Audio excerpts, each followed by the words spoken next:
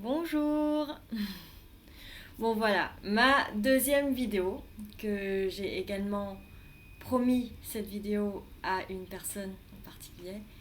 Et alors, cette vidéo, peut-être certaines d'entre vous ou certains d'entre vous a deviné, ça va parler de mon histoire autour de ma sexualité. Euh, alors, j'avoue que afin de garder aussi voilà, ma spontanéité, je n'ai pas du tout préparé en fait cette vidéo.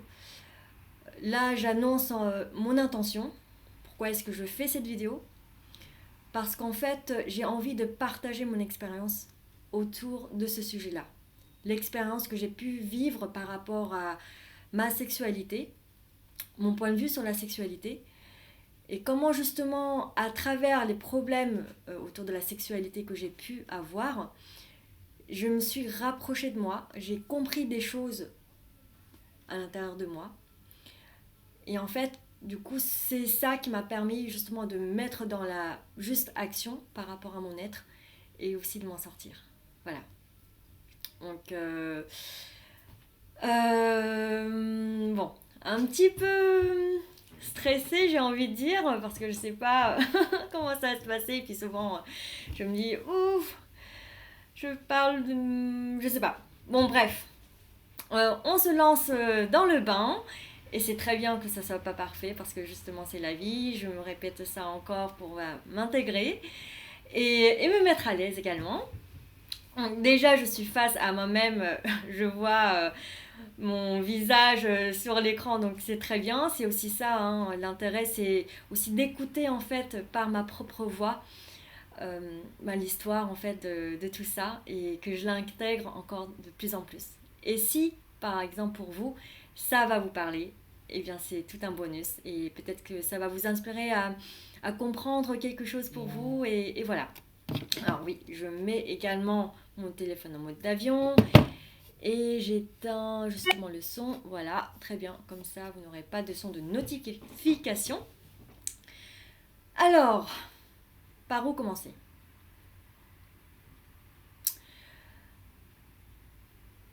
En fait, j'ai eu voilà, plein de problèmes par rapport à la sexualité. Donc, c'est-à-dire que, bon, déjà, je suis vietnamienne, donc je suis née au Vietnam et j'ai grandi au Vietnam.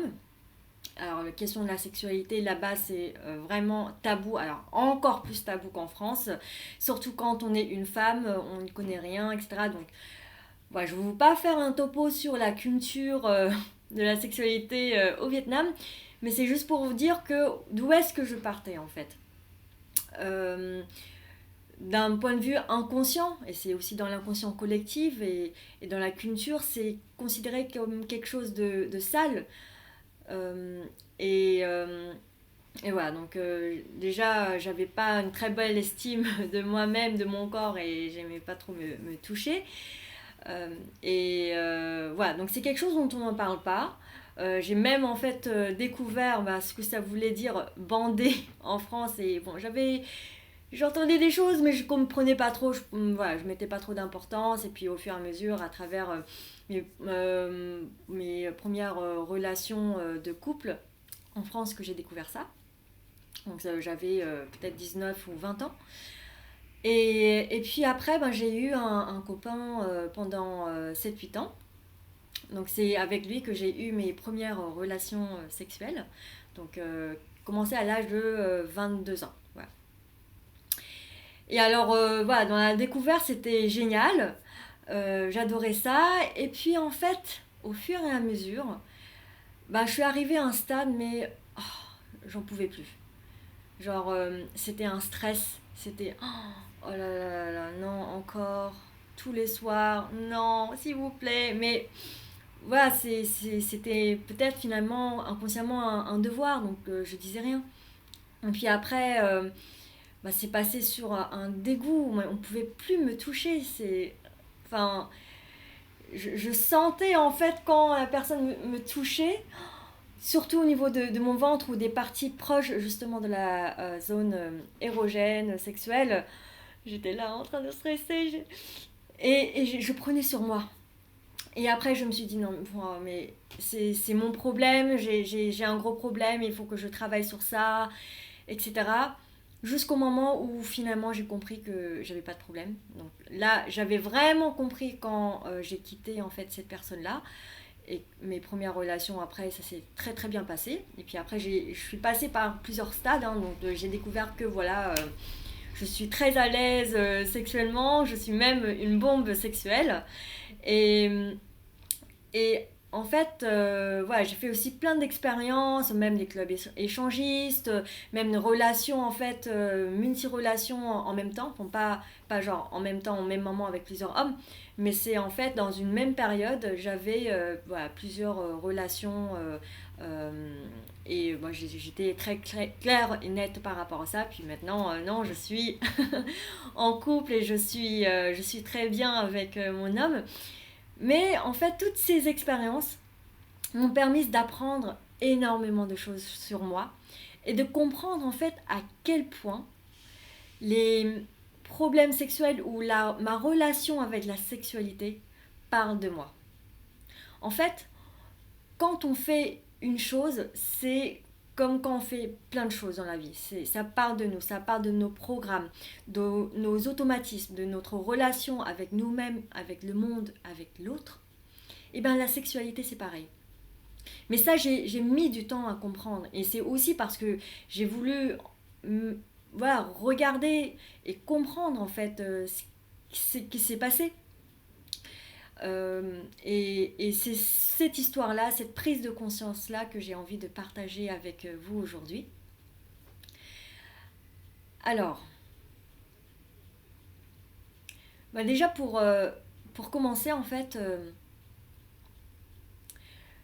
premièrement, c'est tous mes non-dits. Dans, dans les problèmes de relations sexuelles, qu'est-ce qui fait qu'à un moment donné, que j'arrive à un stade, mais on ne pouvait plus me toucher, quoi. Que j'étais dégoûtée du sexe, quoi. Que ça... Même après, j'avais des douleurs, etc. Et c'est horrible à vivre. C'est horrible. Mais en fait, à quel point j'ai gardé tout ça à l'intérieur de moi. Et pour rentrer encore plus dans le détail et dans le concret, alors je vais vous expliquer un peu ce qui s'est passé dans l'évolution de la chose. Donc en fait, voilà, j'ai découvert le sexe, ça se passait très bien. Mais déjà, la première fois, quand j'ai eu le rapport, j'avais déjà plein de questionnements, j'avais un peu peur. Déjà, bon, j'avoue que j'ai fait dans une relation ouais, non protégée, bon, je savais pas trop, je faisais confiance. Et, et après là, bon voilà, mon corps a été touché à l'intérieur également, je me sentais bizarre, j'étais quand même un petit peu inquiète. Je faisais des projections et mais ouais, mais si j'étais enceinte et tout ça, mais qu'est-ce qui se passe? Et voilà, mais tous ces questionnements-là, j'ai vécu toute seule, en fait. Ou peut-être j'ai lancé un petit mot comme ça, ah, je suis un peu inquiète, voilà. Mais je n'osais pas en dire plus. Et, voilà. Et puis même à un moment donné, je cogitais, j'ai dit merde, ça se trouve que je suis enceinte. J'attendais mes règles. Bon, je suis quelqu'un qui aime bien, qui est assez speed et qui aime bien en fait avoir le retour tout de suite. Donc c'est-à-dire que si normalement les règles doivent arriver peut-être là dans la journée que je vois pas arriver le matin, je vais commencer à avoir peur. Et donc là bon, je me posais des questions et en fait je me dis bon allez, on sait jamais, il faudrait que je fasse un test de grossesse. C'est pour dire que j'avais un gros stress à l'intérieur de moi, un gros stress.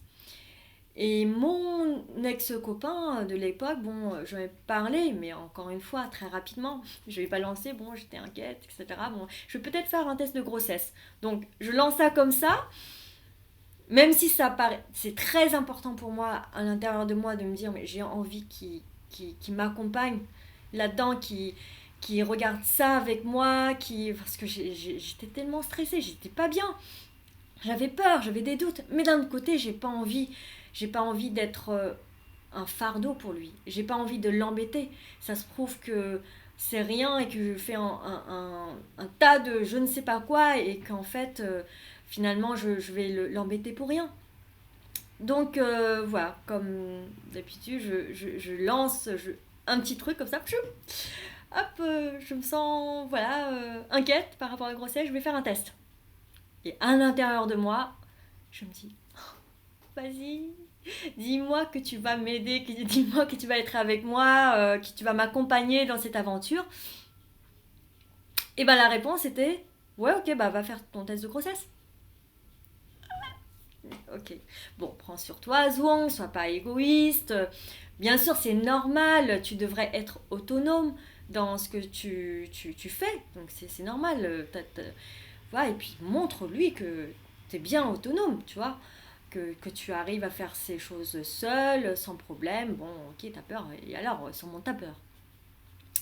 Et donc, voilà, je me souviens très bien ce jour-là, je l'ai accompagné voilà, à Montparnasse, enfin, bon, bref, à une gare, parce qu'il prenait le train pour rentrer chez lui.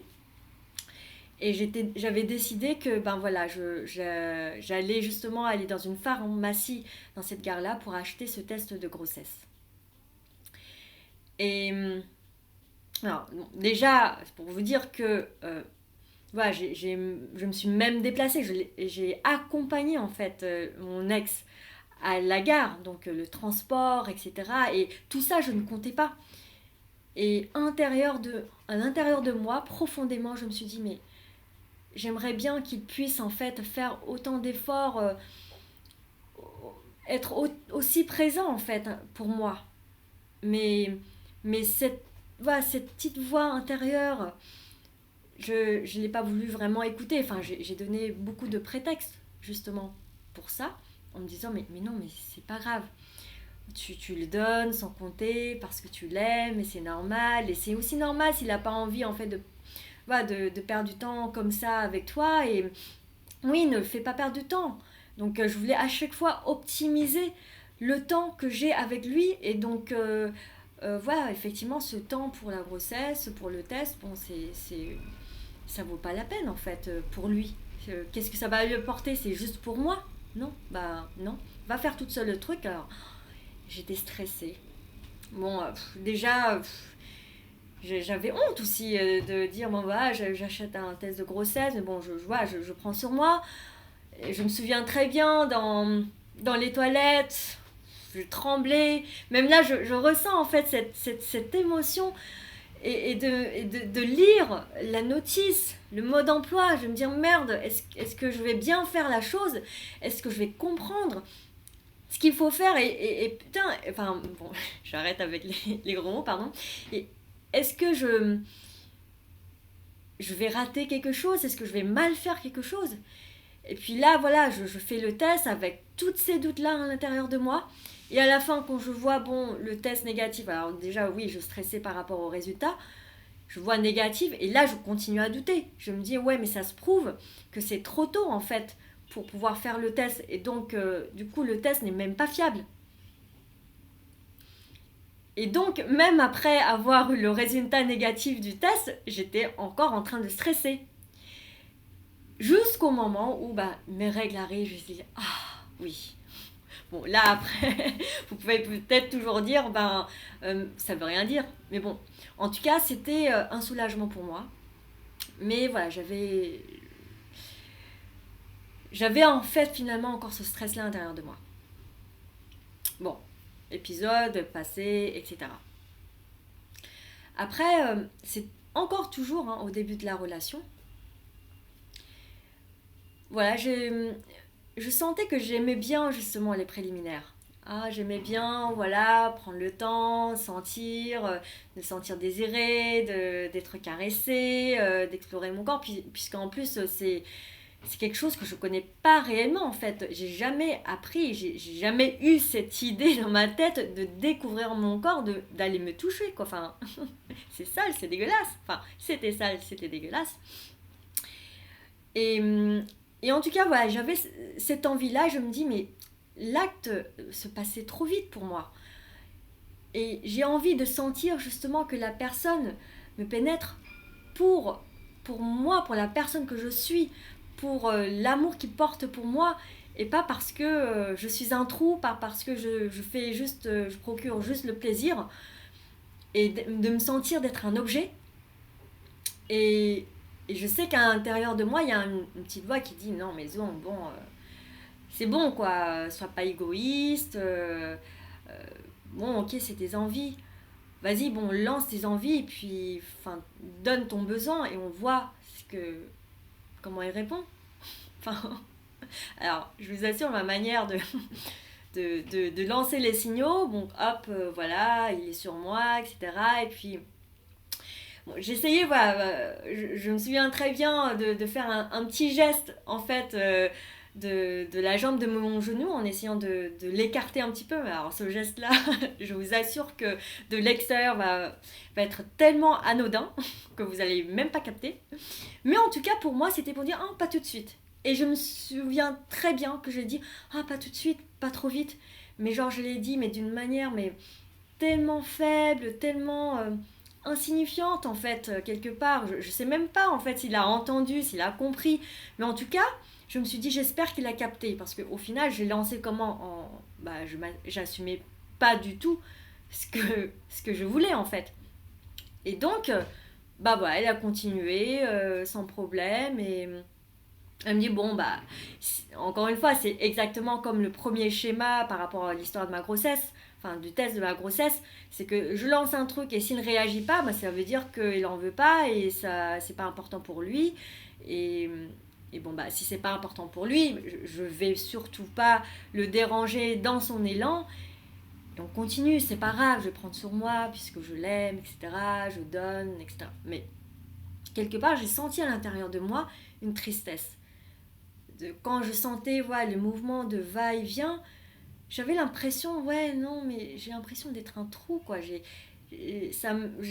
me suis sentie sale, dégoûtée, non respectée. Et puis, et puis au final, voilà, je me suis dit, ok, bah si tu me prends comme un trou, je vais me laisser faire. Allez, les jambes écartées, le corps quasiment immobile, hop, j'attends et puis je ressens et puis voilà. Et bah fais ton truc et voilà. Et à la fin, mon ex, il s'est senti mal. Au final, il a ressenti quelque part tout ça. Il m'en a fait part. Il me dit, mais je sais pas ce qui s'est passé, mais j'ai senti comme si j'étais un violeur. Une part à l'intérieur de moi me disait, ouais, effectivement, t'es un violeur. Puisque tu m'as considéré, tu m'as traité comme un trou. Une autre partie, mais non, non, t'inquiète pas, chérie. C'est ce que je disais en plus, c'est ce que je montrais. Non, c'est de ma faute. Et je suis désolée, c'est peut-être que je voulais plus de préliminaires. Enfin, je sais pas, c'est de ma faute. Voilà. Donc du coup, il s'est senti pas très bien et il dit bon bah va falloir que je change les idées. Donc il est parti courir. Et moi j'étais là, restée là et j'avais toute cette culpabilité à l'intérieur de moi en me dégoûtant, je me dégoûtais de moi-même, disons mais pourquoi t'as pas réussi, enfin pourquoi tu t'es comporté comme ça quoi, pourquoi tu as créé justement cette sensation désagréable chez lui quoi, pourquoi t'as fait ça, non mais prends sur toi quoi, c'est bon. Voilà, donc bon, après cet épisode, généralement ça continuait à se passer toujours bien. Au départ, voilà, pour vous donner en fait une idée en termes de fréquence, on pouvait le faire 3, 4, voire 5 fois par jour. Donc c'est vraiment au départ de la relation. Puis après, voilà, ça a diminué. Puis bon, de toutes les façons, au moins c'est 2 ou 1 fois par jour à chaque fois qu'on se voit. Bon, à l'époque, au départ de la relation, on n'habitait pas encore ensemble. Lui, après, il était parti en stage. Voilà, dans son coin, moi aussi j'étais en stage et puis après on se voyait de temps en temps quand on pouvait. Moi ce que je faisais, hein, bah, comme d'habitude, je donnais beaucoup, j'essayais à chaque fois d'optimiser en fait le temps pour pouvoir qu'on se voit. Parce que c'est tellement important pour moi et finalement peu importe tous les efforts que je pourrais faire, eh bien ce qui est important c'est de pouvoir en fait optimiser ce temps-là pour être avec lui. Donc, c'est-à-dire que, voilà, il se pouvait, enfin, moi, j'étais en stage en usine, donc j'ai- j'arrivais à m'arranger pour que le matin, je commence en fait à 5 heures du matin en usine, donc c'est-à-dire que je me lève encore plus tôt, sachant que la veille j'ai terminé tard, mais j'ai switché un petit peu voilà, mon emploi du temps comme ça, donc peut-être la veille je suis rentrée à 21 h 22 h, mais le matin, voilà, debout et 5 heures, pouf, au travail. Pour que après à 13 h je prenne le train, et attends, j'avais genre 7 8 heures de train pour arriver au final le soir et le voir chez lui. Et c'est toujours la plupart du temps, c'est moi qui se proposait de me déplacer. Même s'il dit ouais, je peux venir, je dis non, non, t'embête pas, je peux m'arranger, je peux m'adapter, je vais le faire, voilà, t'inquiète parce que je t'aime, et ça me fait tellement plaisir, ça me fait. Voilà, ça me dérange pas, donc je vais le faire. Donc voilà, et puis je vais passer tous mes économies là-dedans, tous les billets de train, même en fait dans les repas, j'avais les chèques repas. Et donc du coup, finalement, comme j'ai des chèques repas, eh bien c'est à moi de les utiliser et de les mettre en fait dans nos repas communs. Il n'a pas besoin de payer pour tout ça. Et donc même si mon ex me disait, mais tu sais, je peux participer, voilà, dis-moi. J'ai dit, oh, bof, t'inquiète pas. Vous savez, j'avais pas envie d'avoir cette image de moi-même, de quelqu'un qui est intéressé par l'argent et qui compte toutes ces choses-là. C'est tellement petit, vous savez. Donc non, non, non, je suis zong, généreuse et aimante et je pense pas à ça et c'est pas important pour moi. Donc, euh, donc voilà, et puis après je dis, ouais, t'inquiète pas, on verra ça plus tard. Genre comme quoi l'argent n'est pas trop important et c'est vraiment cette image-là que j'ai envie d'avoir de moi.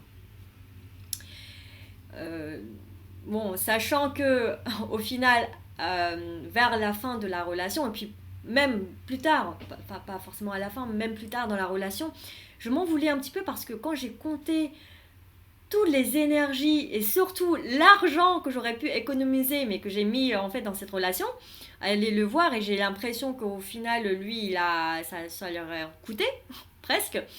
Je me dis mais merde, pourquoi, qu'est-ce que tu as fait, enfin je sais pas, mais je sentais ce déséquilibre.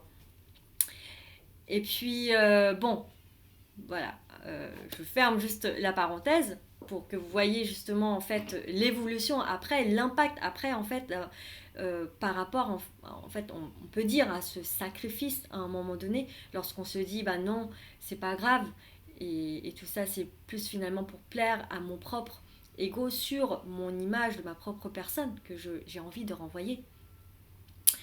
Et puis après bah, je me souviens très bien, c'est la première fois que j'ai douleur, en tout cas aussi vive durant la pénétration, c'est quand en fait voilà, il s'est déplacé en voiture pour venir me voir chez moi, donc ça a mis beaucoup de temps, donc il est arrivé pendant la nuit.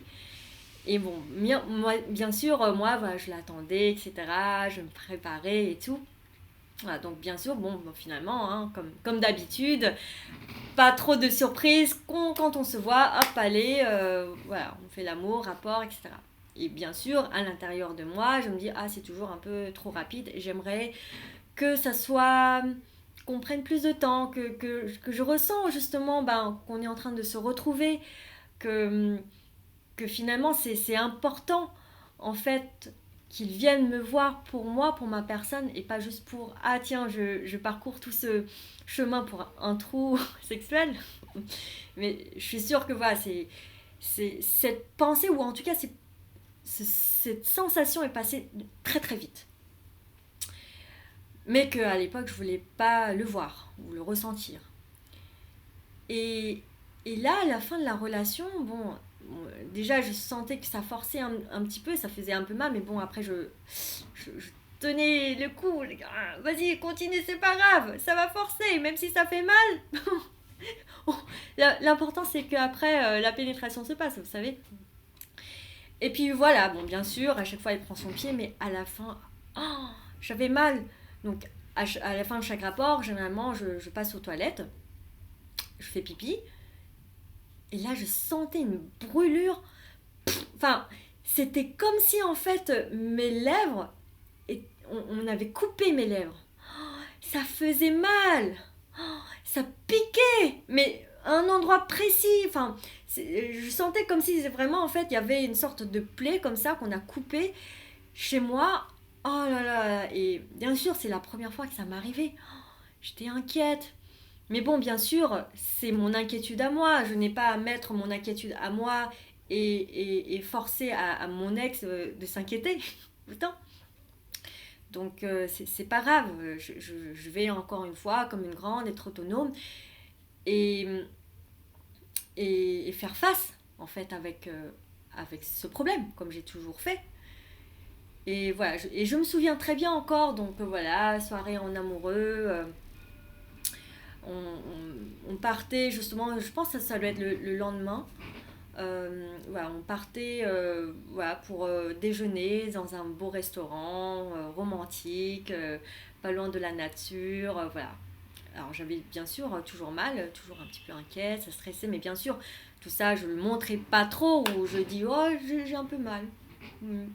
Voilà, pareil, comme d'habitude, je lançais ça comme ça, et pas trop de retour, enfin, comme si c'était ok, ouais, ok, t'as mal.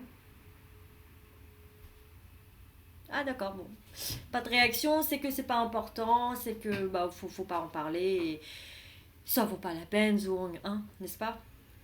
Et donc je me souviens encore très bien, restaurant, je pars aux toilettes, je fais pipi, oh là là, mais ça fait mal.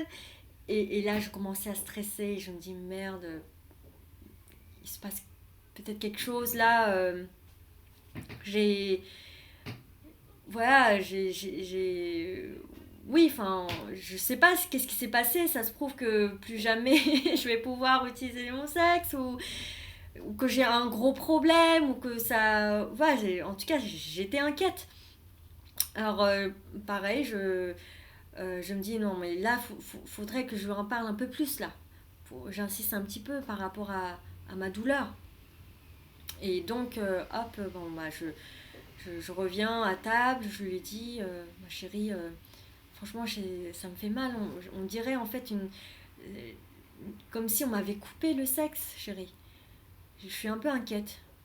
Et le retour, en tout cas de mon ressenti, perçu par moi, je n'avais pas l'impression ça lui fait réagir.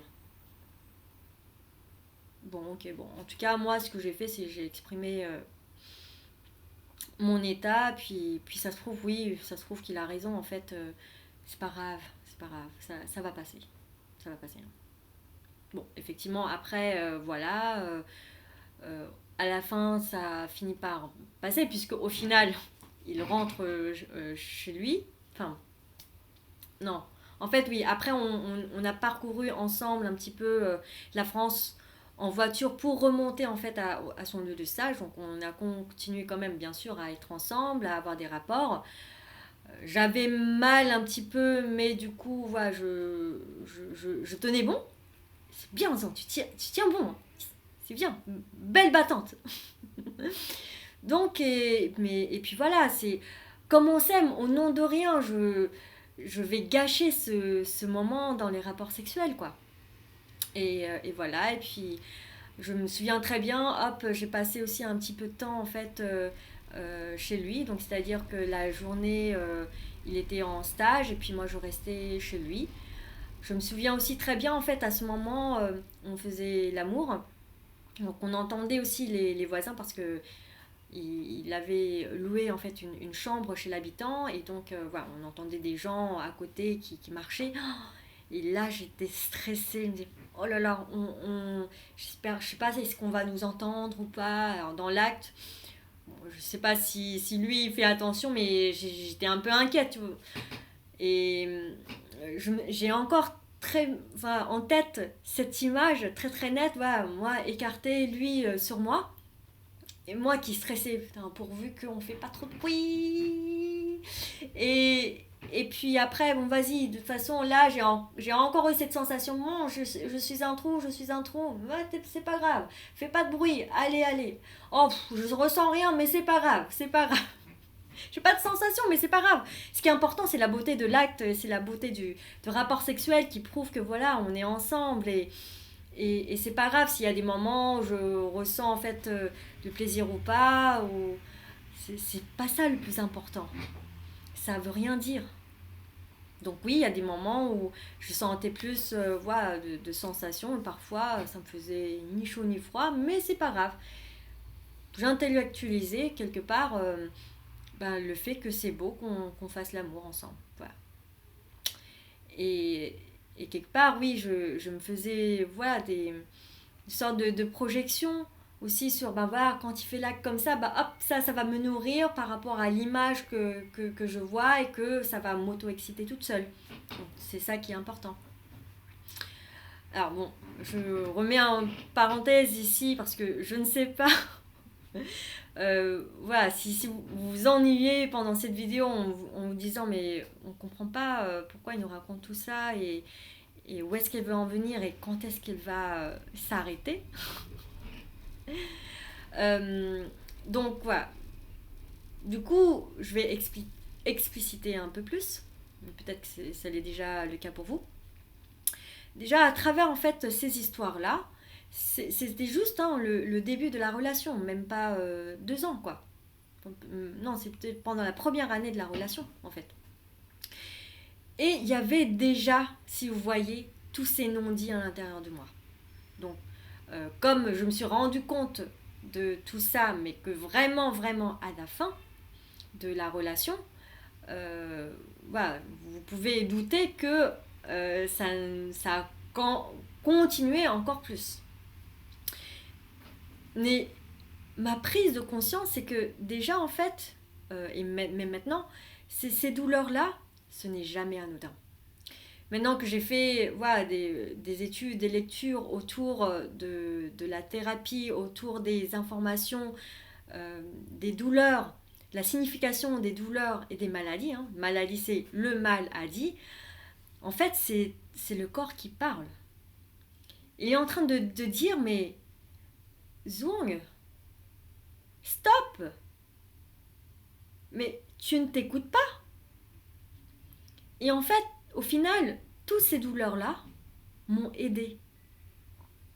M'ont aidé, enfin, à leur manière, au final. De dire, il y a quelque chose. Prends le temps de ressentir, de te remettre en question, quoi. Maintenant, effectivement, je me dis, mais c'est pas normal, en fait, d'avoir mal et d'avoir agi comme j'ai agi. Parce que au final, ça mettait simplement en lumière mon programme, ma manière d'agir déjà envers moi. C'est quoi? J'en vaux pas la peine. Je suis pas assez importante pour que ça vaille la peine d'écouter, de faire attention à mes douleurs, à ce que je pourrais ressentir et à mon propre besoin. Parce qu'au final, je donnerais la légitimité, à cette époque-là, à mes besoins et mes douleurs, lorsque mon partenaire donnait également la légitimité. Donc c'est-à-dire que ce que je pourrais ressentir, mes besoins, mes envies, dépendait d'un facteur extérieur, dépendait de mon partenaire.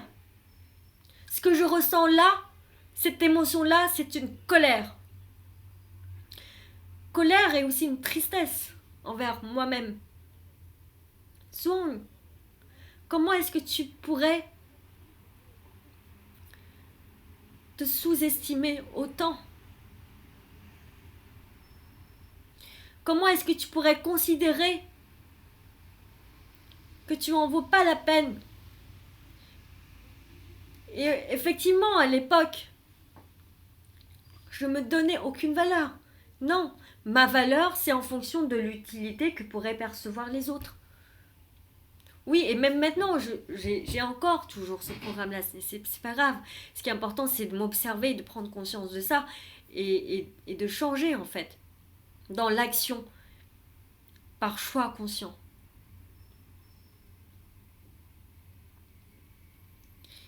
Et je dis pardon aussi à mon être. Là maintenant, quand je parle de toutes ces expériences, de ne pas me rendre compte à cette époque-là à quel point j'ai maltraité mon être, mon corps, à quel point je l'ai même pas regardé, considéré, à tel point je ne me respectais pas, par peur de déplaire, par peur de déranger, par peur effectivement d'être face à peut-être un moment de rejet, ou peut-être que l'autre exprime mais c'est débile, c'est ridicule, et d'être face sur le fait que il pourrait penser que ouais effectivement ça en vaut pas la peine, c'est-à-dire que voilà ce décalage, c'est-à-dire que je me sentais ridicule lorsque moi voilà par exemple cette histoire de grossesse, c'est important là, comme ça pour moi, et qu'en fait en réalité quand j'ai l'impression, donc tout est par rapport à mes projections, hein, que pour l'autre c'est comme ça, et bien du coup je me sentais mais tout d'un ridicule tout d'un coup. J'avais l'impression que j'étais pas normale, bizarre. Et que tout de suite, non mais Zo, on descend ça. Et en fait, c'est quoi? C'est que de l'extérieur, de ma manière de penser, donc je me forçais en fait à diminuer voilà, l'importance, donc par rapport à mon point de vue, par rapport à ma pensée, donc c'est-à-dire que ça restait une manipulation mentale. Zon, je t'oblige à penser que c'est pas important pour toi.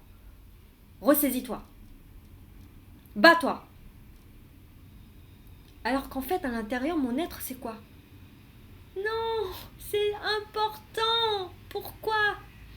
Et moi, je fais, je veux pas t'entendre. Pars. Mais barre-toi. Mais ne me, ne me fais pas chier, j'ai envie de dire. En fait, cet être-là, je sais plus, voilà, si, qui finalement est en train de souffrir, qui demande juste à être respecté, à être regardé. Au final, non, je me respectais pas. Mais de toutes les façons, à l'époque, c'est pas important. Non, je ne devrais pas être ça. Puisque ce qui est bien dans mon système de valeurs à l'époque, c'est le sacrifice. C'est beau le sacrifice.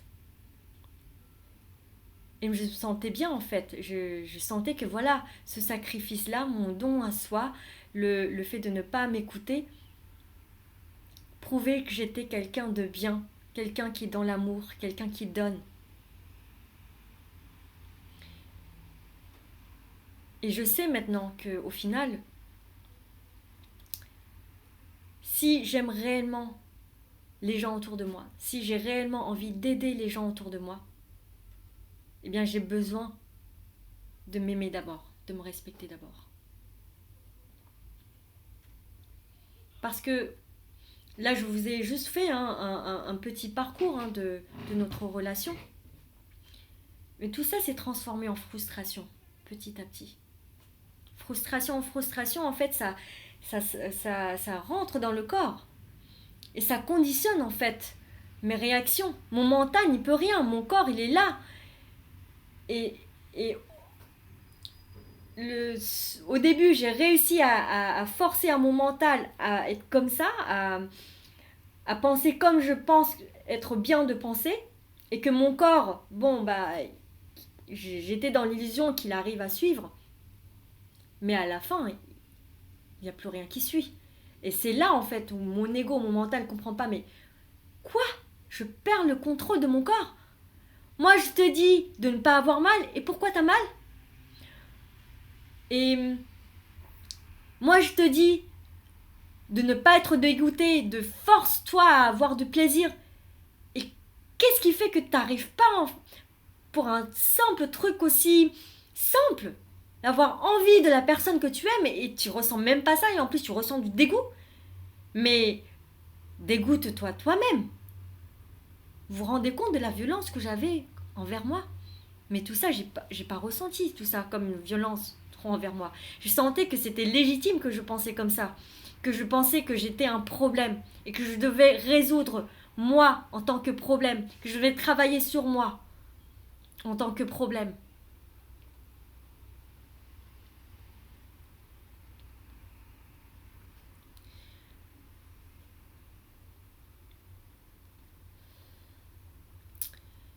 Et puis, je voulais aussi revenir en fait sur cette partie de dégoût.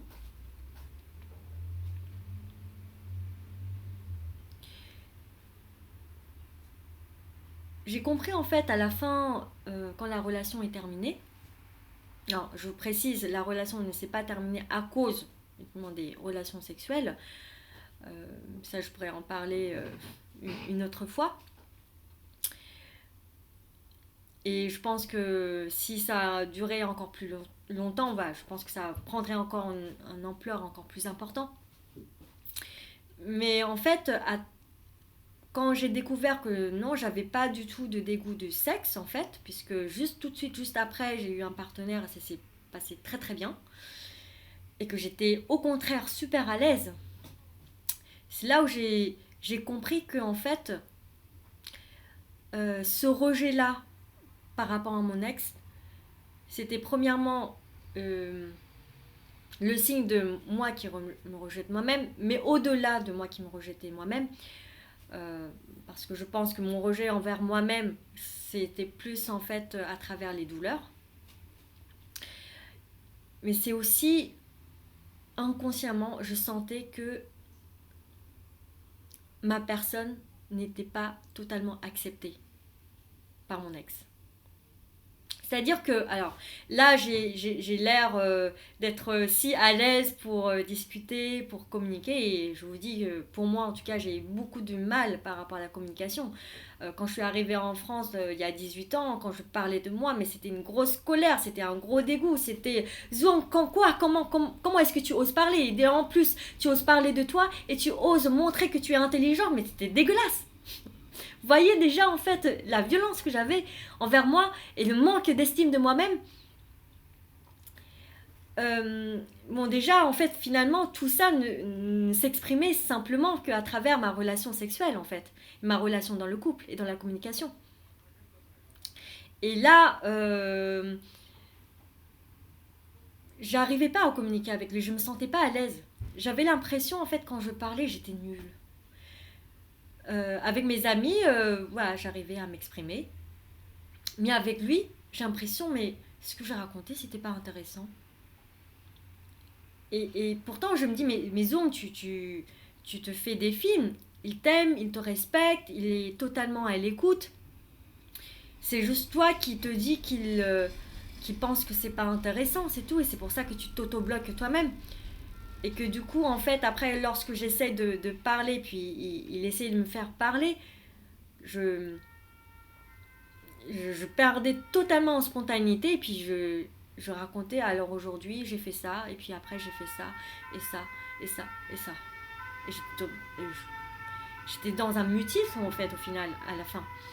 À la fin, c'était lui qui... Enfin, à la fin, au final, même au départ de la relation, quand on s'était installés ensemble, c'est lui qui va plutôt parler, s'exprimer, parler de sa journée, etc. Moi, j'étais dans l'écoute, mais c'est normal. Je devrais être dans l'écoute tout le temps. J'ai pas besoin de m'exprimer. Exprimer son besoin, c'est tellement égoïste. Et puis, oui, je communiquais, mais bon, finalement, c'est pas sur ces choses profondes qui risquent en fait d'attiser peut-être une incompréhension ou quelque chose qui fait mal. Alors qu'après, même, j'ai travaillé sur ma communication parce que je disais, Zouang, tu as un problème de communication, on travaille dessus et j'ai énormément travaillé dessus. Je pensais également, bah voilà, je suis arrivée à un stade que je parlais des choses inconfortables, etc. Mais avec le recul, je voyais très bien que je parlais pas forcément du vrai sujet pour mon être. Parce que si je voyais pas en fait ce qui n'allait pas par rapport à mon irrespect sur moi-même, alors que je pensais que si je me respectais, mais à l'époque voilà, j'étais pas en fait on va dire à ce niveau de conscience et d'observation de moi. Et bien là aujourd'hui je dis que je me suis pas du tout écoutée, mais c'est pas grave. Donc alors je sais que c'est un peu confus, mais ce que j'ai envie de dire c'est que au final je sentais quelque chose chez lui qui fait que je me suis sentie ridicule. Et à la fin de la relation, je me suis rendu compte que il avait des mimiques. Et que ces mimiques-là, il n'était même pas conscient qu'il en faisait. Et que quand je checkais, voilà, essayer de voir en fait une sorte de corrélation entre ces mimiques avec ce qu'il pourrait penser ou ressentir de la situation, je me suis dit, mais en fait, Zo, au final, t'étais pas si à côté de la plaque de ton ressenti. C'est-à-dire, je, je savais très bien quand il faisait, en fait, voilà, une petite moue au niveau de la bouche, c'est qu'il était déjà en train de juger quelque chose plutôt négatif, qui trouvait ça bizarre. Et même, en fait, dans sa manière de voir le monde, moi, déjà, à l'époque, je me dis, non, on n'a pas besoin d'être dans les références, on n'a pas besoin de suivre le modèle en fait de la société. Euh, et surtout, je me rendais compte à quel point en fait la peur d'être différent fait qu'on se met en fait des masques, on se ment à soi-même. Et voilà, peut-être que moi je pense ça, mais comme la plupart des personnes et la société va plutôt penser ça, parce que ça c'est la normalité et ça du coup ça devient bizarre, et bien surtout non, dis pas ça, va plutôt faire ça et pense ça quoi. Et moi je sentais à quel point c'était pas en fait en correspondance avec qui je suis, avec mes valeurs. Et je lui ai exprimé ça. Et lui il n'était pas d'accord. Il dit non, non, la société elle a des référentiels et il faut que tu te conformes avec ces référentiels-là. Voilà. Bon, moi qui étais dans les cuves, je dis ok, bon, de toute façon je respecte que chacun puisse avoir ses points de vue, etc. Moi aussi, voilà. Et moi à chaque fois que finalement voilà, j'étais un petit peu faux folle dans mon monde, quand je suis bien je commence à chanter avec lui, tu vois. Enfin vous voyez, bon, bref, je sais pas à chaque fois comment est-ce qu'on se parle. Mais quand je suis justement dans cette expression spontanée, eh bien lui il me disait youhou, t'es dans ton monde là, redescends. Genre en gros finalement t'es bizarre et sois normal. Et là je me dis ah oui oui désolé oui effectivement j'étais encore dans mon monde. Et là je, je me retournais voilà, à l'intérieur de moi et je dis zoom chut, pourquoi t'es dans ton monde encore, reste sur terre, reste avec lui, ne t'exprime pas comme ça, c'est quoi ça. Et donc voilà encore une fois le mental, alors voilà, le mental qui dit va penser ça, d'accord hein. Bon, je t'oblige à penser ça, à ressentir ça, et mon vrai être qui dit de toutes les façons, quoi que tu oublies, bah, je ressens ça, bon bah jarte. Donc voilà, j'ai mis plein de pots de bananes quelque part voilà, dans la maison intérieure de moi, vas-y va pourrir ailleurs, je veux pas te voir, et voilà. Jusqu'au moment où, voilà, effectivement, tous ces pots de bananes, j'ai oublié, j'ai pas fait trop gaffe, je voyais pas, je pensais que ma maison était belle et bien, était propre et je comprenais pas. Ça sentait mauvais, quoi. Tu vois, pourquoi c'est dégoût, quoi, je comprends pas, alors que bah, on n'a pas trop de conflits, on arrive quand même bien à se parler, j'arrivais quand même finalement à m'exprimer, en fait, à communiquer sur ce que je ressentais. On avait plutôt une relation assez transparente, respectueuse, etc. Mais pourquoi ça ne marche pas au niveau du sexe? Et pourquoi même j'étais dans ce dégoût, dans ce stress? Ben, déjà, premièrement, effectivement, au final, j'ai senti qu'il ne m'acceptait pas tel que je suis. Mais je ne me suis pas dit ça d'une manière consciente. Hein. C'est vraiment quand la relation était terminée. Et puis j'ai mis du temps à la fin à comprendre en fait. Mais, mais je m'étais dit que non, justement il m'acceptait tel que je suis alors que ce n'est pas du tout le cas.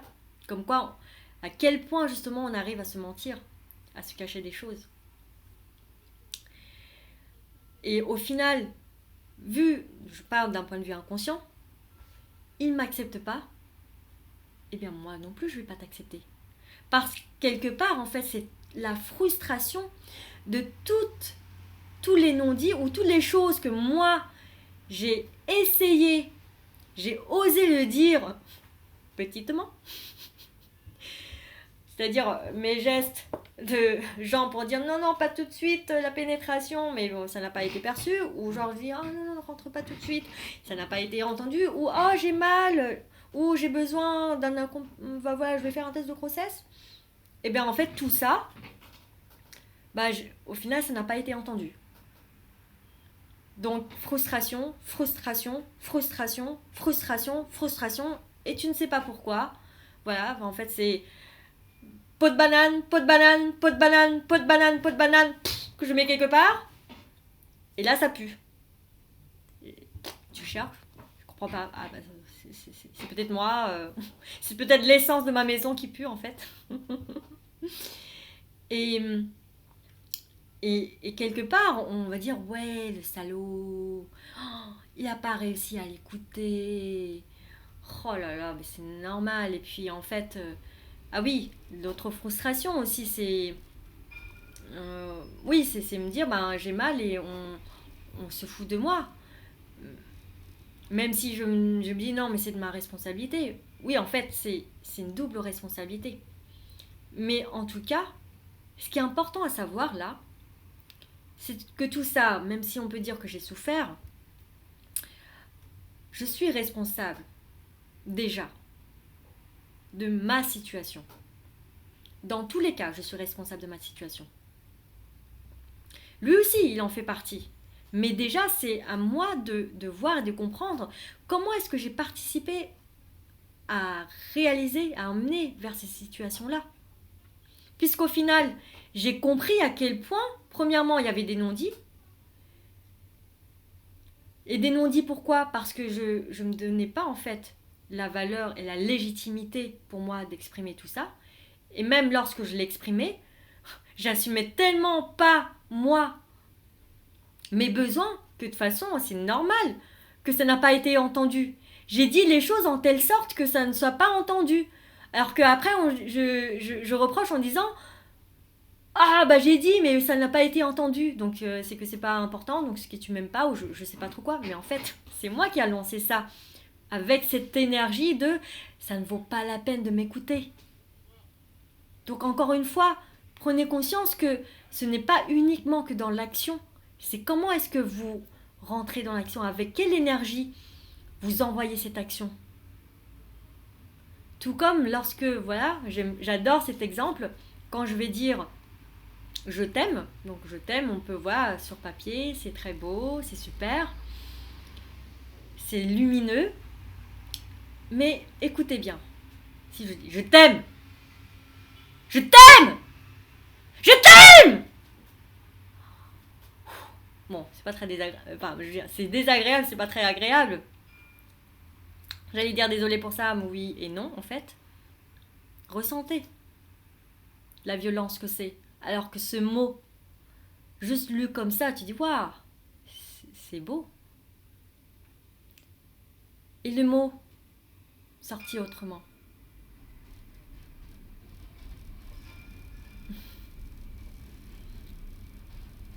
Je t'aime.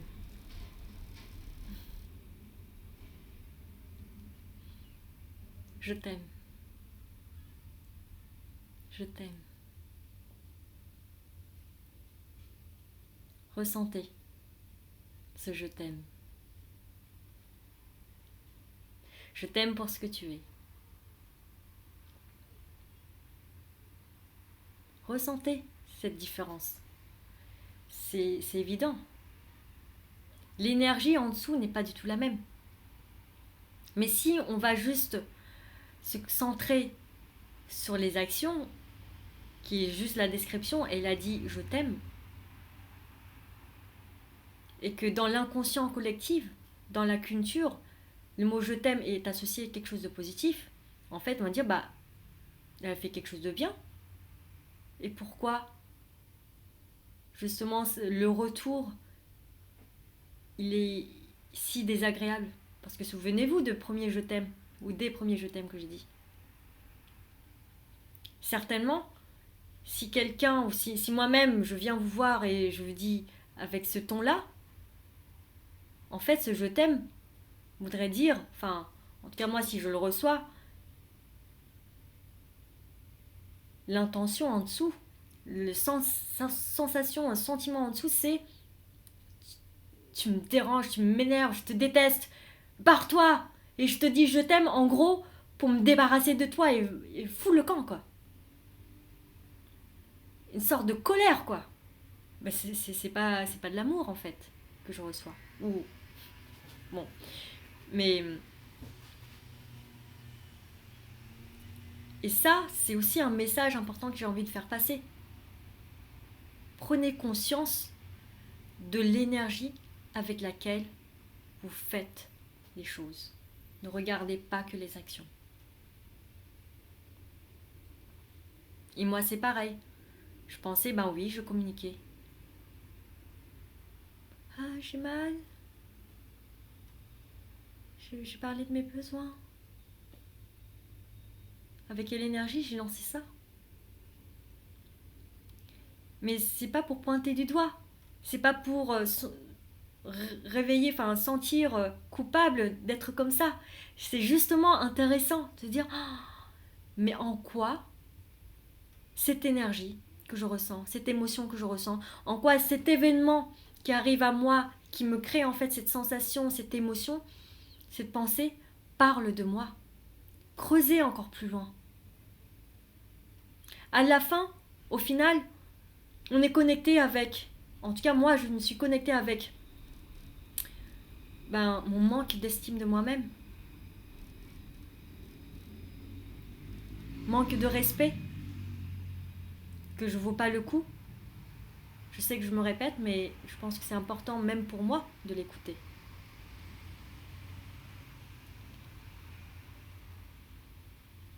Et que aussi, ça parle, mais de pourquoi en fait est-ce que je ne m'écoutais pas autant? Pourquoi est-ce que je ne me respectais pas autant? Pourquoi est-ce que je me considérais finalement moins légitime, que ma valeur est moindre par rapport à l'autre?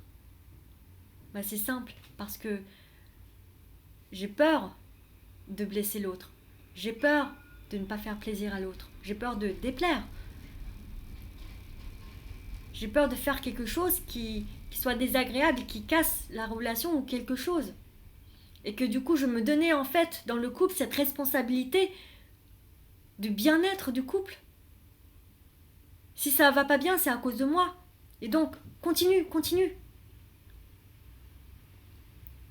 Et donc, peu importe ce que je pourrais penser, c'est toujours à moi de le faire.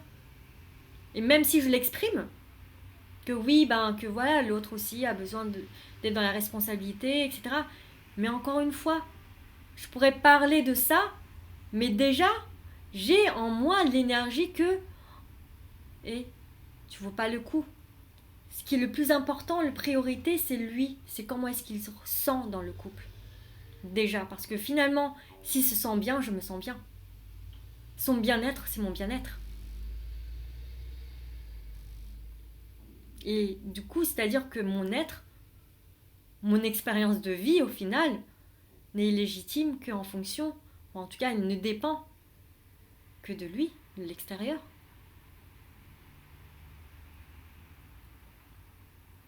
C'est triste en fait pour mon être. Et donc, c'est-à-dire toutes les actions que j'avais, y compris dans la communication, dans le fait d'être transparente, c'est teinté de cette énergie-là. Mais je me rends compte après. Et c'est justement parce que je m'en suis rendu compte que j'ai changé cette énergie. Mais ce qui m'aide également en fait à ne pas être dans la grande culpabilité, c'est d'aller encore plus loin. Mais pourquoi est-ce qu'on a tant envie de faire plaisir à l'autre?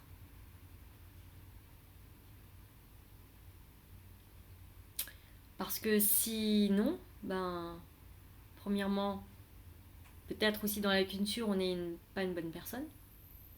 Peut-être aussi, on risque d'être rejeté. Peut-être, oui, abandonné, ne pas se sentir aimé, être seul dans la solitude. Vous savez, j'ai énormément hésité à le quitter. Mes questionnements, c'était quoi? Zwang, t'as 30 ans? Qui va vouloir de toi? Si tu le quittes, tu seras seul.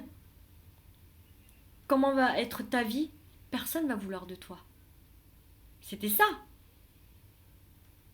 Si je suis honnête avec moi.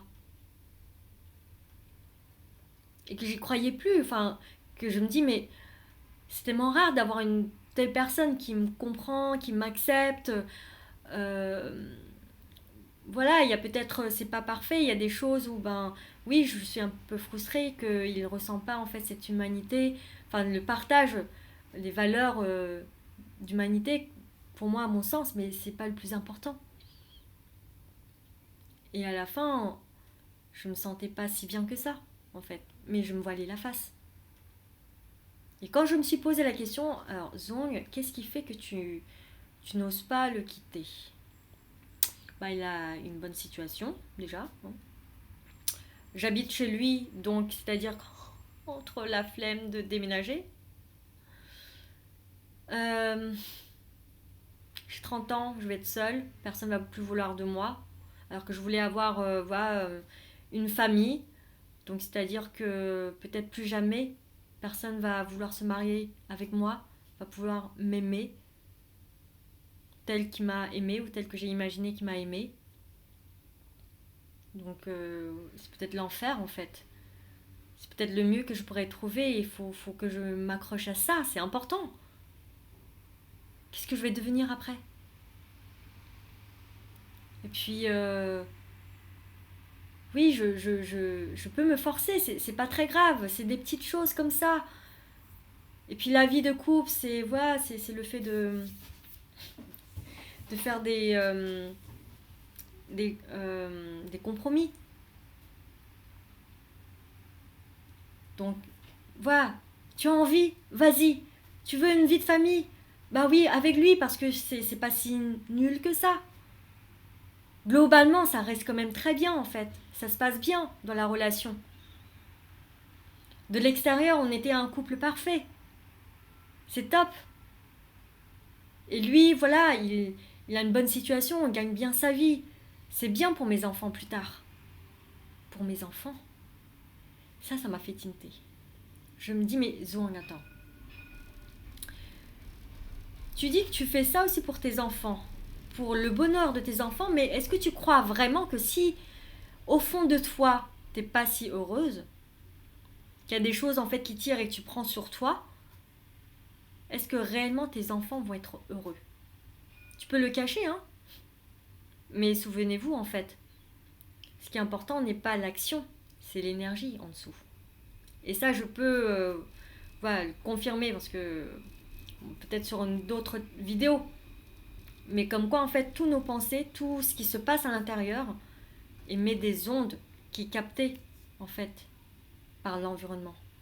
Donc, je peux me voiler la face par rapport aux actions visibles à l'extérieur, mais n'empêche pas que l'autre également le ressent. Et ça se prouve que moi, tous mes douleurs, mes problématiques, mon dégoût et tout ça, c'est aussi parce que j'ai capté en fait ces pensées inconscientes.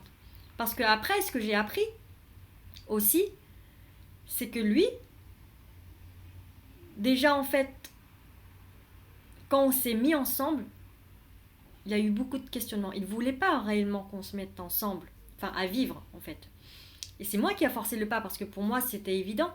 Je voulais absolument être avec lui, pouvoir me donner à lui, à chouchouter, à faire des choses, à être dans le couple.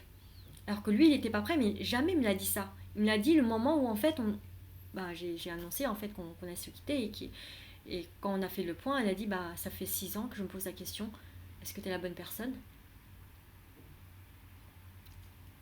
Et, et qui s'est posé la question, est-ce que c'est une bonne idée en fait qu'on vit ensemble? J'étais là, ah bon? J'ai jamais douté de ça. Mais toutes ces pensées, tout ce qui s'est passé à l'intérieur de lui, mon corps, certainement, mais il est tellement intelligent, il capte tout. Il a ressenti, mon corps. Donc, l'expression par des problématiques qui n'ont peut-être rien à voir par rapport à... Enfin, quand on va penser d'un point de vue mental, sexuel ou quoi que ce soit. Ou même des douleurs. Tout ne m'appartient pas que à 100%. C'est un ensemble.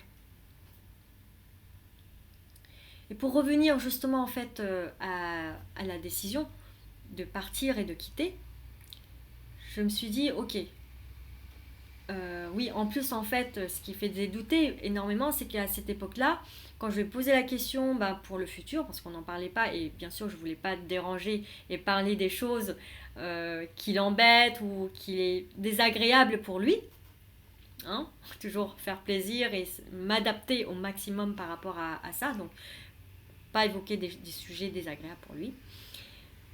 Eh bien, on n'en parlait pas, c'est juste que quand ça tirait beaucoup et je pose la question,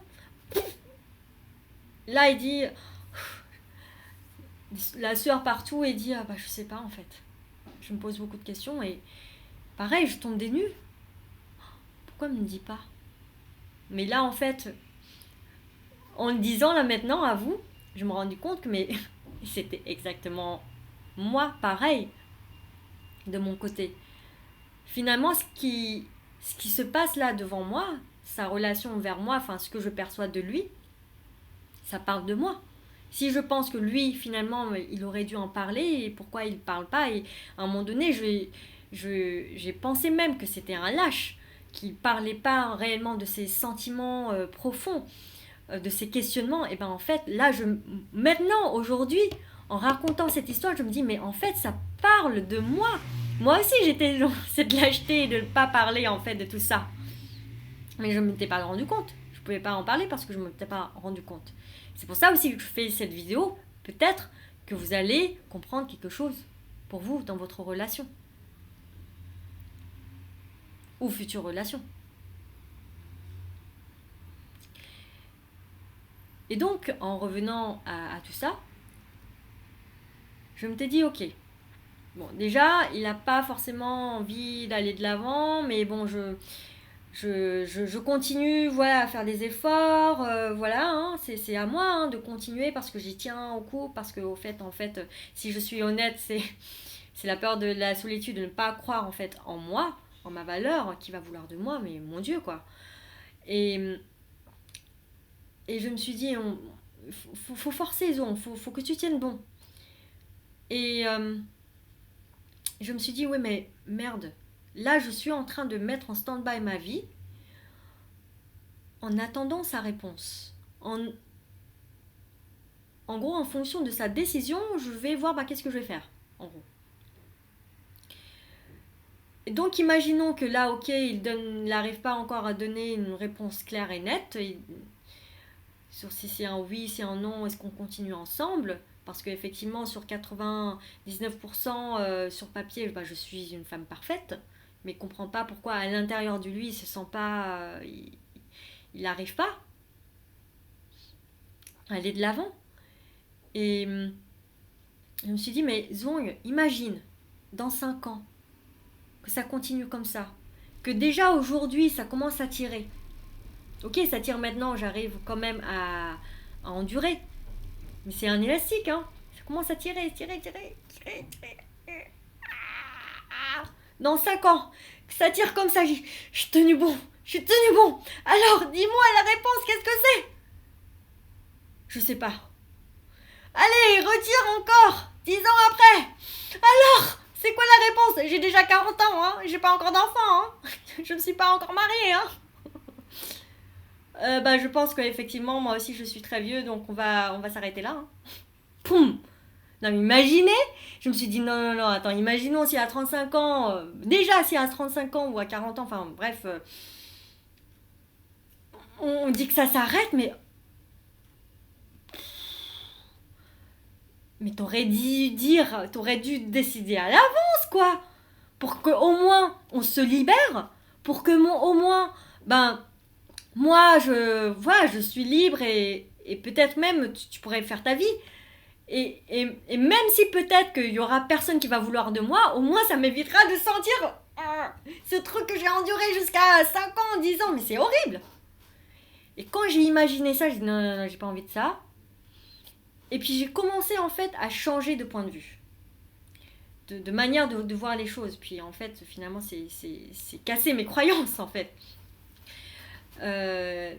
Déjà, ok, Zong, tu as donné comme prétexte que ben, t'as pas envie de le quitter parce que t'as 30 ans et donc du coup, plus personne va avoir envie de toi. Mais ressaisis-toi. Là, regarde en fait justement quelle est l'estime que tu as envers toi-même, quoi. C'est-à-dire que tu vaux rien. Reconnecte-toi avec tes expériences passées. Il y a des expériences qui ont montré que tu es capable, que tu es compétente, que lorsque tu as envie de quelque chose, tu vas le réussir. Tu le réussis de toutes les façons. Tu as une grande valeur. Et tu réussis toujours tout ce que tu entreprends, tout ce dont tu as envie.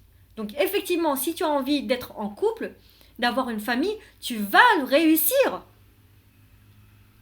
Arrête de te mettre en position de victime en disant que tu vaux rien et que personne va vouloir de toi. Non, arrête ça. Stop. Ok. Une croyance. Ok, d'accord. J'ai bien compris. Déménagement. Non mais Zong, tu vas pas me dire que toi, tu arrives à organiser des événements de ouf, à faire plein de trucs en même temps et que pour un petit déménagement, que tu vas pas réussir à le faire? Non mais c'est quoi ces prétextes? Et oui, d'accord, peut-être toute seule, ça, tu vas galérer, mais tu as des amis. Oui, et puis du coup, après, j'ai décidé de chercher en fait un appartement. Au bout de 3 jours, j'ai trouvé un truc. Voilà, j'ai mis mon énergie là-dedans pour m'aider à déménager. J'ai lancé en fait un appel sur Facebook. J'ai eu plein d'amis qui sont venus m'aider. Enfin, c'est passé nickel, quoi. Donc, voilà. Mais justement, en fait, en m'observant dans toute cette évolution, je me suis rendu compte à tel point je me racontais en fait des histoires, des prétextes pour éviter en fait faire face réellement à mes peurs. Et que du coup, j'ai ancré la fin de ces expériences-là pour la prochaine fois, pour me dire, voilà, à chaque fois que j'ai ces doutes-là, pouf, j'ai un exemple des expériences passées qui m'ont montré que, toi, tu es performante, tu es bien, tu sais quoi faire quand tu as décidé, tu t'en sors toujours, d'accord? Donc si là aujourd'hui tu as peur de ne pas t'en sortir, rappelle-toi que tu t'en es toujours sorti très bien. Et qu'à chaque fois, souvent, oui, tu avais des doutes. Mais finalement, quand tu te concentres sur ce que tu vas faire, tu t'en sors. C'est bon, ok? Voilà. Après, sur l'histoire, bon, effectivement, hein, de ne pas être heureuse et complètement et de tirer, effectivement, l'enfant, quand il sent que je suis pas bien, il va pas être bien. Et moi, j'ai envie que mes enfants soient heureux. Donc, et c'est là le déclic de me dire, oh, mais ouais, mais c'est pour ça que j'ai besoin déjà de me sentir bien, j'ai besoin déjà de me respecter, d'être bien avec moi-même, de d'accorder, de reconnaître ma juste valeur. Parce que si je ne suis pas comme ça, comment est-ce que mon enfant qui finalement ne fait que copier en fait les modèles parentaux, il pourrait penser le contraire? Si moi-même je pense pas que j'ai une valeur, comment est-ce que mon enfant pourrait penser lui ou elle aussi qu'il a une valeur? Donc j'ai besoin d'incarner en fait tout ça. Si j'ai envie que mon enfant soit bien, s'accepte, moi aussi j'ai besoin de m'accepter. Et c'est à partir de là, lorsque j'ai décidé en fait de quitter mon copain, enfin mon ex, c'est là où j'ai commencé à partir à la rencontre de moi-même. Et que du coup, 6 mois plus tard, j'avais décidé justement, voilà, ce déclic-là par rapport au travail, de me dire, mais je vais quitter Nestlé, enfin mon travail, et je vais faire ce qui m'intéresse le plus, ce qui me fait vibrer le plus. Mais ça, j'ai réussi en fait à prendre cette décision grâce en fait à ma propre décision, mes propres prises de conscience pour décider, j'arrête la relation, même si ça me fait tellement mal, même si j'ai tellement de doutes. Même si je me dis, mais merde, 7-8 ans ensemble et ça? Eh ben non. Justement, ces 7-8 ans, c'est merveilleux parce que grâce à ça, grâce à toutes ces expériences, j'ai réussi à comprendre tout ça de moi, à prendre conscience de tout ça de moi, mais c'est génial. Ça me fait gagner énormément de temps.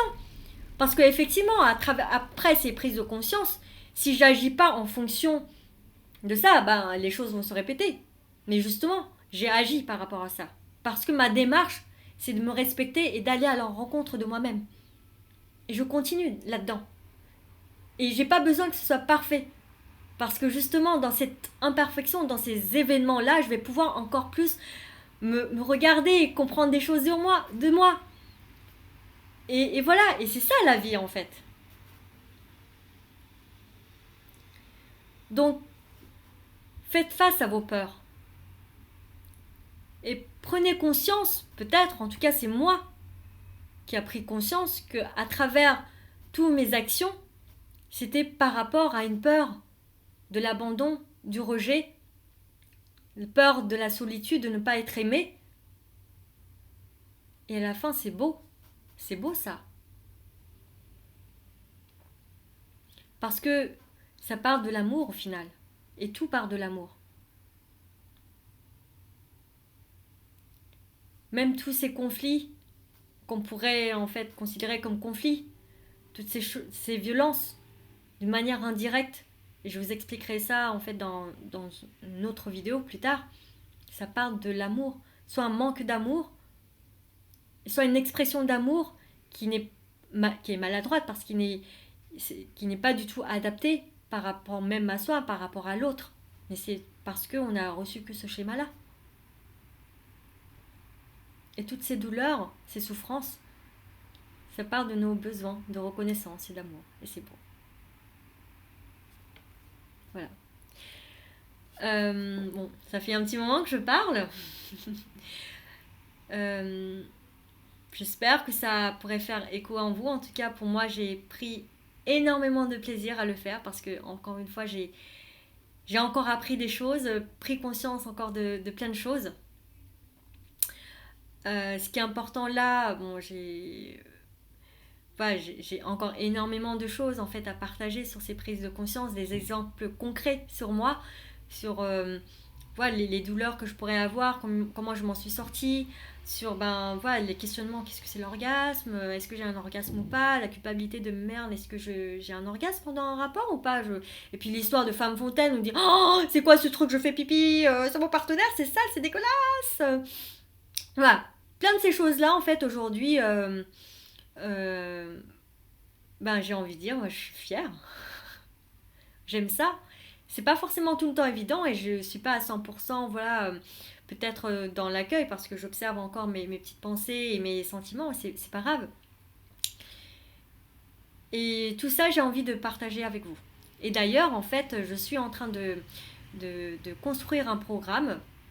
Alors, j'ai pas encore totalement défini le sujet. Je sais que c'est autour de la sexualité des femmes dans le couple. Alors, est-ce que c'est par rapport aux baisses de l'envie, de la sexualité chez la femme, ou est-ce que c'est quelque chose d'encore plus large, je ne sais pas encore, mais en tout cas, en fait, là, je pars de la problématique visible, sexualité, pour à la fin revenir à soi-même, parce qu'à la fin, ça part de la connexion de soi envers soi, de son regard envers soi-même, et sa connexion avec l'autre et l'environnement, et que du coup, les douleurs ou les problèmes, c'est la manifestation justement de toutes ces relations et ces connexions.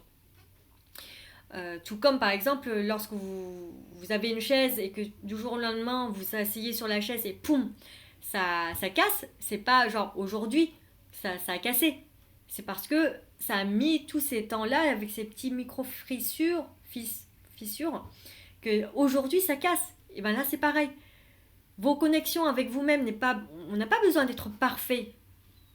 Mais lorsque ça tire et on ne fait pas en fait les bonnes choses pour son être, eh bien à un moment donné ça casse.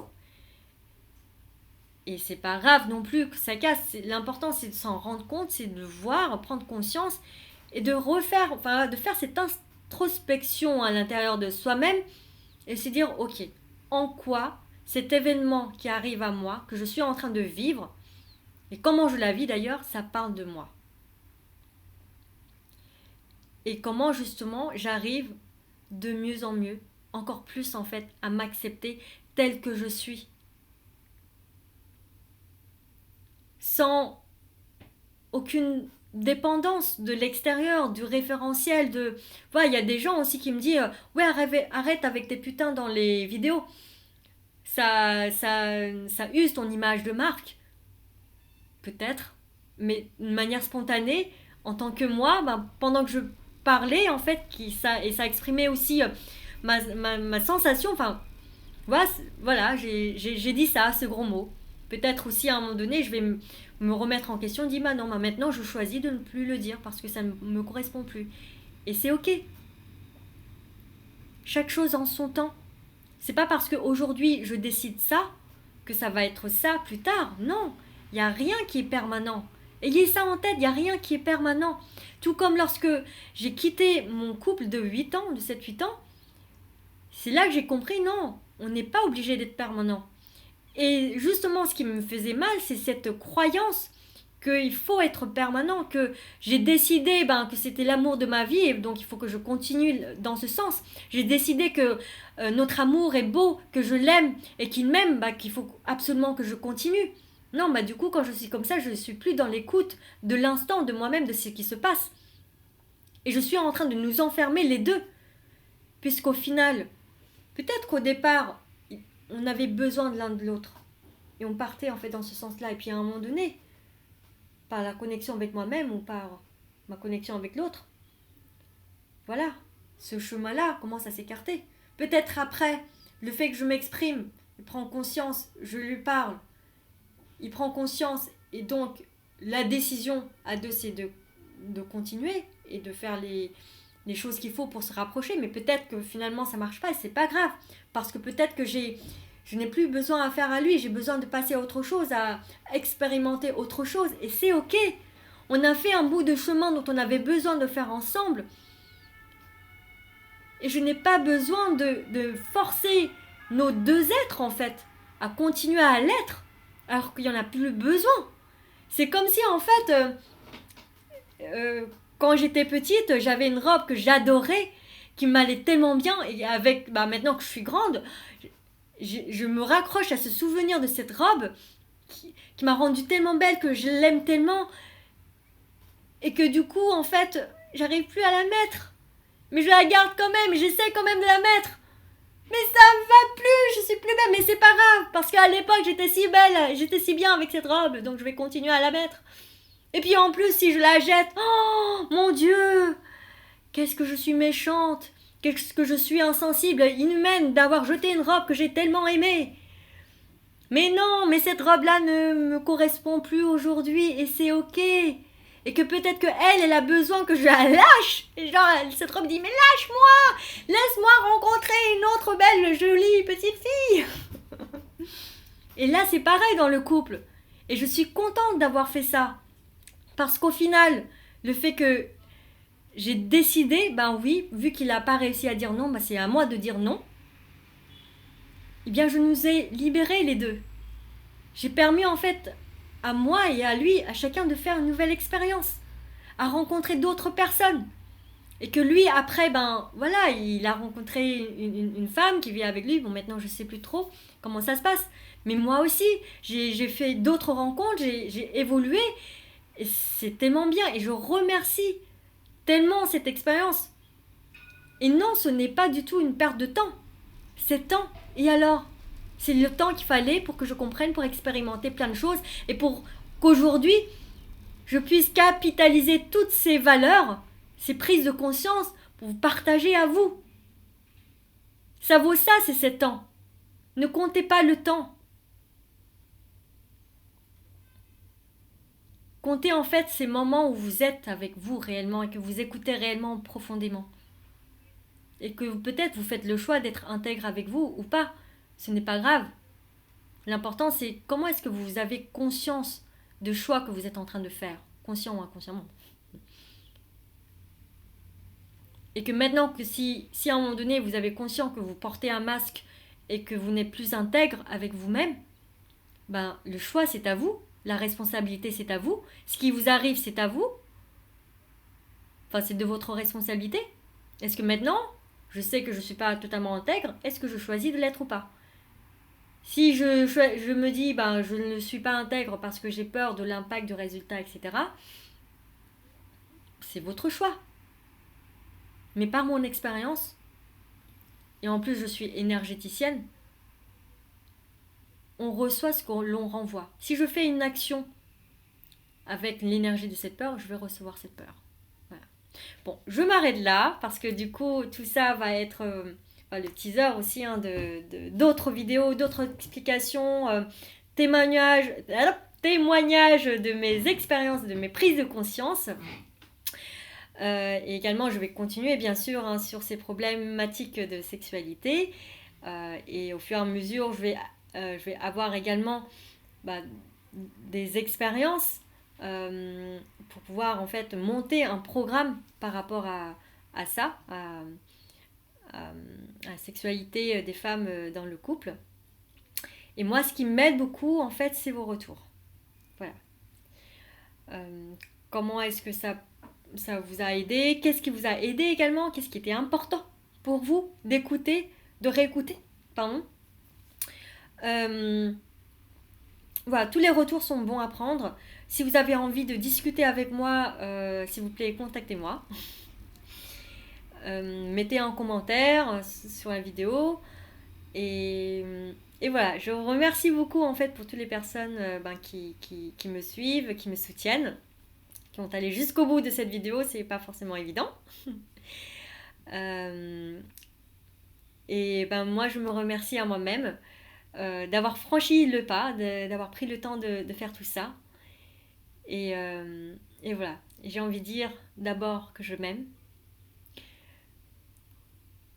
Peut-être que c'est considéré comme narcissique, mais c'est pas grave parce qu'en fait j'ai compris que lorsque je me donnais à moi-même de l'amour, j'ai du coup suffisamment d'amour pour pouvoir donner à vous. Je t'aime. Belle journée.